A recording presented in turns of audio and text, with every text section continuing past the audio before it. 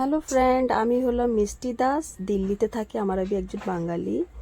এই দিল্লিতে আমার আজকে রবিবারের ছুটির দিনে একটু যাচ্ছি আমার ইনলসদের বাড়ি, ডিটিসি বাসে করে, দিল্লি ডিটিসি বাসে করে।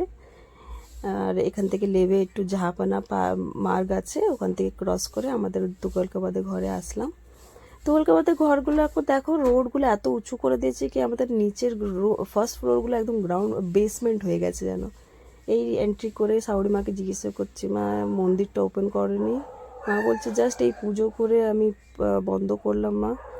আর এই যে আমাদের ঘরের ভিতরের রুমে কৃষ্ণ ঠাকুর আছে। আর এই যে আমার দিদিদের উপরে একটুখানি গেলাম, মিললাম, দেখা করলাম। ওনারা একটু প্লান্টিং করে, তাই প্লান্টিংগুলোর একটু ক্যাপচার করলাম। অ্যাকচুয়ালি আমি ব্লগ বানাচ্ছি, এটা আমার ব্লগের এক্সপিরিয়েন্স তো নেই, বাট আমি তাও তোমাদের একটু ছোট করে ব্লগও দেখি তোমাদের পছন্দ আসে কি না। এই দুপুরের টাইম হয়ে গেল, পাতলা ঝোল, কলমি শাকের ঝোল দিয়ে ছোট ছোট মাছ দিয়ে বানিয়েছে আমার শাশুড়ি মা, ভাত আর কুমড়ো শাকের ভাজা। এই যে খাওয়া দাওয়া চলছে দুপুরের খাওয়া দাওয়া করে একটুখানি রেস্ট করলাম। রেস্ট করে শুয়ে টুয়ে তারপরে বিকেলবেলার দিকে একটু চা টা খেলো আমার বররা। খেয়ে এই আমরা এবারে বেরাবো, তাই শাশুড়ি মাকে বাই বলছি।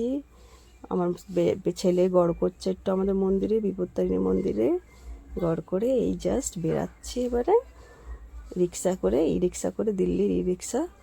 আর এই একটুকুনি রিক্সার থেকে গিয়েই এখানে সামনে একটা পার্ক আছে, পার্ক ক্রস করলেই আমাদের ঘর।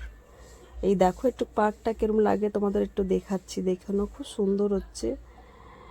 আর প্লিজ তোমাদের যদি ভিডিওটা ভালো লাগে লাইক করো, সাবস্ক্রাইব করো আর ফলো করো আমাকে, প্লিজ রিকোয়েস্ট হচ্ছে তোমাদের।